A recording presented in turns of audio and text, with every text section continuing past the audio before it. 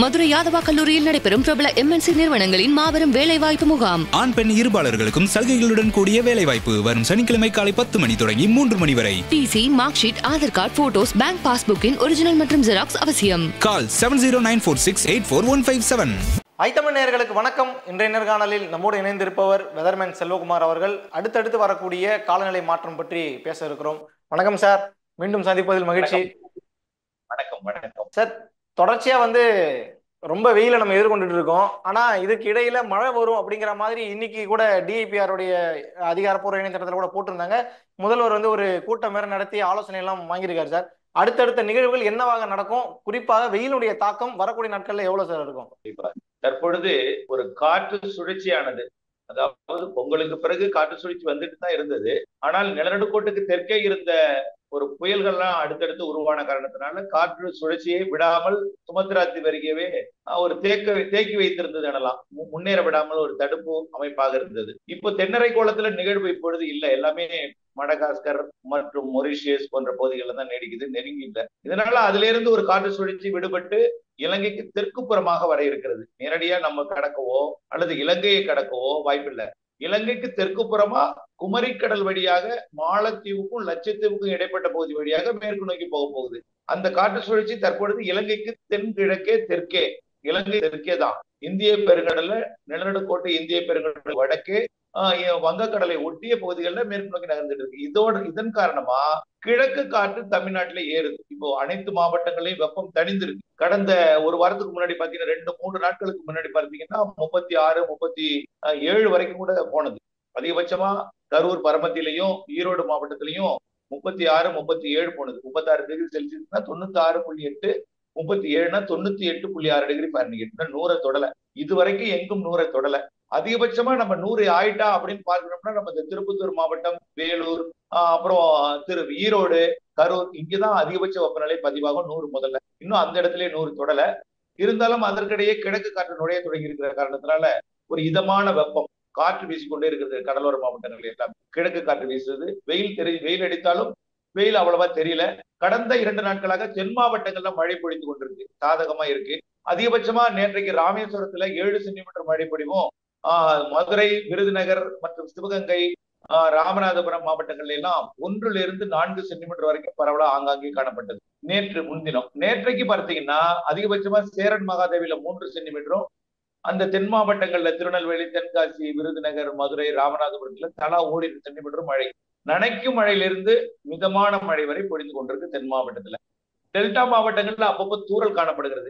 இது இந்த காற்று சுழற்சி தொடாத காரணத்தினால இந்த தூறல், நனைக்கும் மழை, லேசான மழை, 7 சென்டிமீட்டர் மழைங்கிறது கொஞ்சம் அதிகம் தான். இந்த மார்ச், பிப்ரவரி மாத இறுதி நேரத்துல 7ங்கிறது அது ராமேஸ்வரத்துல மட்டும் பதிவாயிருக்கு. முதல்வருடைய அந்த ட்வீட்ல பாத்தீங்கன்னா அந்த டெல்டா மாவட்டங்களில் கனமழை எச்சரிக்கை விடுக்கப்பட்டுள்ளது 8 அப்படின்ற மாதிரி போட்டிருக்காங்க சார். கனமழை வரக்கூடிய அளவுக்கு வாய்ப்பு இருக்குன்ற மாதிரிலாம் சொல்றாங்க சார், உண்மைதானா அது? கனமழை அதாவது 5 சென்டிமீட்டருக்கு மேல போனாலே அது கனமழை தான். அது ஓரிடங்கள்ல பதிவாகிறதுக்கு வாய்ப்பு இருக்கு. 28ஆம் தேதி தான் நம்ம எதிர்பார்க்கிறோம். நாளை பிப்ரவரி 28, நாளை பிப்ரவரி 28 மற்றும் மார்ச் 1, 2, வெள்ளி, சனி, ஞாயிறு, இந்த 3 நாளும் குறிப்பா தென் தமிழ்நாட்டுல இந்த மழை கனமழை இருக்கலாம். ஒரு 10 சென்டிமீட்டர் வரை கூட போகலாம். அது கனமழை, மிக கனமழை பொடி கூட தென் தமிழ்நாட்டுல வாய்ப்பு இருக்கு. எங்கன்னா கன்னியாகுமரி, திருநெல்வேலி இடைப்பட்ட இந்த நாலுமூக்கு, ஊத்து, மாஞ்சோலை, காக்காட்சி இந்த பகுதி, திருநெல்வேலி, தென்காசி மாவட்டத்துல, தூத்துக்குடி மாவட்டத்துல, ராமநாதபுரம் மற்றும் விருதுநகர், சிவகங்கை, புதுக்கோட்டை இந்த மாவட்டங்கள்ல கண்டிப்பா ஒரு 5-8 சென்டிமீட்டர் வரைக்கும் ஒரு சில இடங்கள்ல பதிவாக வாய்ப்பு இருக்கு.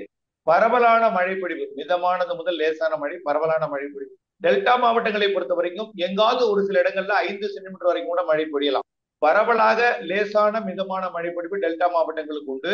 நாளை 28ஆம் தேதி, மறுதினம் 1ஆம் தேதி, 2ஆம் தேதி, வெள்ளி, சனி, ஞாயிறு அனைத்து மாவட்டங்களுக்கும் மழை உண்டு. ஆனால் மழைன்னா ஆந்திர எல்லையோர வரைக்கும் மழை எட்டும், சில நிமிடங்கள் சில நேரங்கள்ல எட்டும், அவ்வளவுதான். கடலூருக்கு தெற்கே தான் இந்த மழைப்பொழிவை, இந்த சுற்றின் மழைப்பொழிவு அமையும். கடலூருக்கு தெற்கே, கடலூர்ல இருந்து கன்னியாகுமரி வரைக்கும் உள்ள எல்லா மாவட்டங்களுக்கும். உள் மாவட்டங்கள் எடுத்துக்கிட்டா சேலத்துக்கு தெற்கே கன்னியாகுமரி வரைக்கும், திண்டுக்கலுக்கு தெற்கே திருப்பூர், கோயம்புத்தூர் மாவட்டங்களுக்கும் அதற்கு தெற்கே கன்னியாகுமரி வரைக்கும், தென் மாவட்டங்கள், மத்திய மாவட்டங்கள், டெல்டா மாவட்டங்கள், கொஞ்சம் வடக்கே கடலூர், அரியலூர், பெரம்பலூர் இது வரைக்கும் மழை இருக்கும். கடலூர், அரியலூர், பெரம்பலூர்லாம் ஒரு லேசான மிதமான மழை பொழிவுக்கு தான் வாய்ப்பு. அதுவும் நாள் முழுவதும் பெய்யற மழை இல்லை. 3 நாட்களுக்கு வானம் மேகம் கூட்டத்துடன் காணப்படும். ஆங்காங்கே மழை பொழியும். சில இடங்கள்ல லேசான மிதமான மழை பொழிவும், ஓரிரு இடங்கள்ல கனமழை பொழிவு இருக்கும். இப்ப இந்த முதலமைச்சரோட மாண்புமிகு முதலமைச்சரோட இந்த எச்சரிக்கைக்கு காரணம் என்னன்னா, டெல்டா மாவட்டங்கள்ல நெல் விளைச்சல் அதிகமா இருக்கு. இந்த வருஷம் வழக்கத்துக்கு அதிகமாவே இருக்கு. சில இடங்கள்ல கொஞ்சம் பாதிப்பு, அதாவது கொஞ்சம் விளைச்சல் குறைவா இருந்தாலும் இந்த கடந்த ஆண்டு குறுவை சாகுபடி செய்யாம ஒரே ஒட்டுமொத்தமா எல்லாரும் சம்பா சாகுபடி செய்திருக்கிறதுனால விளைச்சல் அதிகமா இருக்கு, நெல் உற்பத்தி அதிகமா இருக்கு, கொள்முதலும் அதிகமா இருக்கு. நிறைய தேங்கி இருக்கிறது, மூட்டைகள்லாம் அப்படியே பர்ச்சேஸ் ஆகிட்டே இருக்கு, போயிட்டே இருக்கு. அப்போ திடீர்னு இந்த நேரத்துல மழை வந்துட்டுனா நெல் மூட்டைகள் நனைந்துரும், விவசாயிகளோட நெல்லும் நனைந்துரும். அதனால ஒரு முன்னெச்சரிக்கையாகத்தான் இது. ஒரு பெரிய ஆபத்தான வெள்ளப்பெருக்கு மழையெல்லாம் இது கிடையாது. ஒரு கனமழை ஒரு அரை மணி நேரம் பெய்யலாம், ஒரு அரை மணி நேரத்துல ஒரு 2, 3, 5 சென்டிமீட்டர் வரைக்கும் பெய்யலாம். அதுவும் ஒரே நேரத்துல அரை மணி நேரம் டெல்டா முழுவதும் ஒரே நேரத்துல பெய்யாது. ஒரு மாவட்டத்துல ஒரு பக்கம் ஒரு குறிப்பிட்ட நேரம், அதுக்கு ஒரு பக்கம் ஒரு குறிப்பிட்ட நேரம்னா அப்படியே தென் மாவட்டங்களுக்கும் டெல்டா மாவட்டங்களுக்கும் இருக்கும். உள் மாவட்டங்கள்லையும் நாளை மதிய மாலை, ஒவ்வொரு நாளும் உள் மாவட்டத்துல மதிய மாலையில இருக்கும், இரவுல இருக்கும், மேற்கு மாவட்டங்கள் வரைக்கும் இருக்கும்.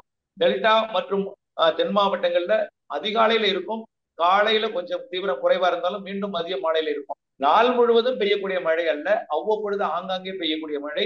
வரக்கூடிய வெள்ளி, சனி, ஞாயிறு இந்த 3 நாள் மட்டுமே. திங்கட்கிழமை தீவிரம் குறைந்து விலகிவிடும் இந்த காற்று சுழற்சி. சார் வெயிலுடைய தாக்கம் எப்படி சார் இருக்கும்? குறிப்பா சென்னையில காணப்படும், தூறல் காணப்படும். அதாவது இந்த காற்று சுழற்சி வருகிற காரணத்தினால கிழக்கு காற்று திருவள்ளூர் மாவட்டத்திலிருந்து கன்னியாகுமரி வரையுமே நுழையுது. கடலூருக்கு தெற்கே மழை மேகத்தோட நுழையுது.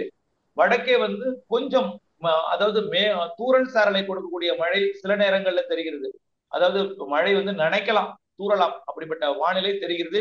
இந்த 3 நாள்ல ஏதேனும் ஒரு சில நிமிடங்கள் தான் இருக்கும், பெரிய அளவுல மழையெல்லாம் இல்லை சென்னைக்கெல்லாம். உள்ள திருப்பத்தூர், வேலூர், கிருஷ்ணகிரி வரைக்கும் கூட மழை வாய்ப்பு இருக்கு. தூறலாம், நனைக்கலாம்.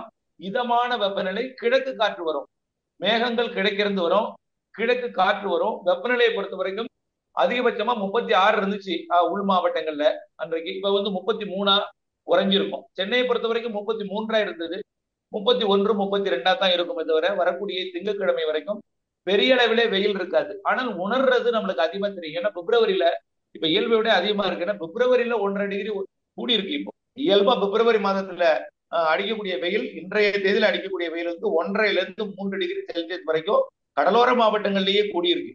அதாவது இப்போ வந்து 33 இருக்க வேண்டியது 35 இருக்கிறது. அப்படி 2 டிகிரி 3 டிகிரி வரைக்கும் கூடி இருக்கு. இது இயல்புக்கு அதிகமான வெயில் தான். ஆனால் வரக்கூடிய 3 நாட்களுக்கு இந்த கொஞ்சம் 3 நாட்களுக்கு மட்டும் கொஞ்சம் வெயில் குறைவாக இருக்கும். இந்த மழை மேகங்கள், இந்த மழை காற்று சுழற்சியில விலகியது திங்கட்கிழமைக்கு பிறகு மீண்டும் வெயில் அதிகரிக்கும். அதிகரித்தாலும் உடனடியாக 100 டிகிரிக்கு போவதற்கு வாய்ப்பு இல்லை.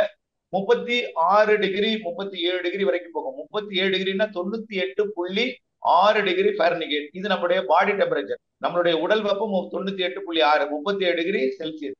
இந்த வெப்பம் தான் இருக்கும். ஆனா நமக்கு வந்து இந்த பழகி இரவு நேரத்துல குளிர் இருக்கிற காரணத்தினால பகல்ல திடீர்னு வெப்பம் அதிகரிக்குது. இரவு நேரத்துல பாத்தீங்கன்னா 18 டிகிரிக்கு போகுது. இரவு நேரத்துல 18 டிகிரிக்கு போகுது.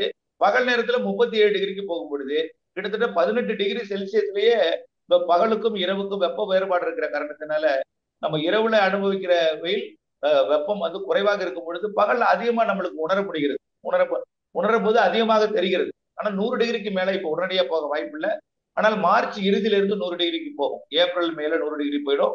போனாலும் இந்த ஆண்டு வெப்பநிலையை பொறுத்த வரைக்கும் இப்படிப்பட்ட காற்று சுழற்சிகள் 10 நாளைக்கு ஒரு முறை வரும்போது தெரிகிறது. இப்போ வந்து 3ஆம் தேதி வரை இந்த காற்று சுழற்சியால வான மேகமூட்டத்துடன் காணப்படுறது, மழை, டெல்டா தென் தமிழ்நாட்டுல மிதமானது முதல் சற்று கனமழை, உள் மாவட்டங்கள் மேற்கு தொடர்ச்சி மலை வரைக்கும் ஆங்காங்கே மழை இருக்கும். பாதிப்பு இல்லாத நனைக்கும் மழைகள் இந்த அறுவடைக்கு பாதிக்கிற மழையாக இருக்கும். அறுவடைக்குன்னா நனைக்கிற மழை, இந்த தானியங்களுக்கு நனைக்கிற மழை இப்படி எல்லாம் இருக்கிறது. அதுதான் முன்னெச்சரிக்கை. அடுத்தபடியா பார்த்தீங்கன்னா மீண்டும் 12ஆம் தேதிக்கு மேல மீண்டும் ஒரு காற்று சுழற்சி வருது. மார்ச் 11, 12, 13, அடுத்து மார்ச் 22, 23, 24, இப்படி 10 நாட்களுக்கு ஒரு முறை காற்று சுழற்சிகள் வந்து 10 நாட்களுக்கு ஒரு முறை வெப்பத்தை தணிக்கும், மீண்டும் வெப்பத்தை அதிகரிக்கும். இப்படிதான் வெப்ப அலை இந்த மாதிரியான சப்ஜெக்ட்லாம் எதுவும் இருக்கா, வாய்ப்பு இருக்கா? வெப்ப அலை பொறுத்த வரைக்கும் அந்த அக்னி நட்சத்திரம்னு சொல்லக்கூடிய அந்த ஏப்ரல் மே காலத்துல வெப்ப அலைக்கு வாய்ப்பு இருக்கு. ஆனால் வெப்ப அலையே இருந்தாலும் கடந்த ஆண்டு பார்த்தீங்கன்னா மிக கோரமா இருந்துச்சு வெப்ப அலை. மாத கணக்குல இருந்துச்சு வெப்ப அலை. மாதம் தொடர்ந்து 30 நாளும் வெப்பலையாக இருந்துச்சு. இறுதி கட்டத்துல மே மாத இறுதியில மழை தொடங்கியது, மழையெல்லாம் பெய்தது. ஆனால் இந்த ஆண்டு ஏப்ரல் மேல மழையும் இருக்கிறது. அதாவது வெப்ப அலை ஒரு 4-5 நாட்களுக்கு அதிகமாக இருக்கும், கொஞ்சம் கோரமாக இருக்கும், கொஞ்சம் கஷ்டமா இருக்கும். திடீர்னு தலைகீழா இப்ப மாறுது பாத்தீங்கன்னா, இப்ப 2 நாள் 3 நாள் மாறப்போகுதுல. அதே போல திடீர்னு ஒரு வானிலை மாறுதல் ஏற்பட்டு காற்று சுழற்சிகள் வந்து மழை பொழிவும் இருக்கிறது கோடையில.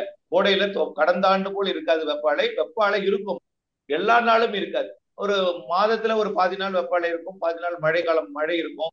இப்படி இதமான வெப்பநிலை எல்லாமே ஒட்டுமொத்த சராசரி வெப்பத்தை பார்க்கும் பொழுது சராசரி வெப்பம் தெரிகிறது. வெப்ப அலை கடந்த ஆண்டு போல் இல்லாமல் கொஞ்சம் குறைவாதான் தெரியுது இந்த ஆண்டு வெப்ப அலை.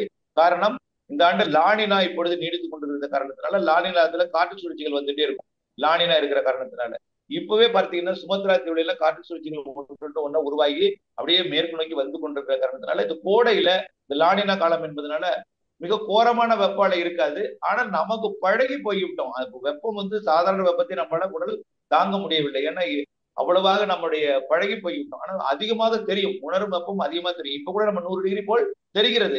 இதுவரைக்கும் நான் 100 டிகிரியை தாண்டல. 36 புள்ளி தான் போயிருக்கு. இப்போ 96.8 தான் போயிருக்கு. 37 98.6 தான் போயிருக்கு. 100 டிகிரி போகல. 100 டிகிரி போறதுக்கே இந்த நாள் ஆகும். அதாவது இந்த மாத இறுதி தான் ஆகும். வெப்ப அலையை பொறுத்த வரைக்கும் ஏப்ரல் மேல இருக்கும். அதுவும் எல்லா நாளும் மாதம் முழுவதும் இருக்காது. இடையில மழையும் இருக்கும், வெப்ப அலையும் இருக்கும், இதமான வெப்பமும் இருக்கும். எல்லாம் கலந்த வானிலை தான் இந்த ஆண்டு கோடை வானிலையாக இருக்கும். நீங்க சார் பல்வேறு விஷயங்கள் நீங்க பகிர்ந்துருக்கீங்க, மக்கள்கிட்ட கொண்டு போய் சேர்க்கலாம், மக்கள் கொஞ்சம் நிம்மதி அடையட்டும் சார். ரொம்ப நன்றி சார்.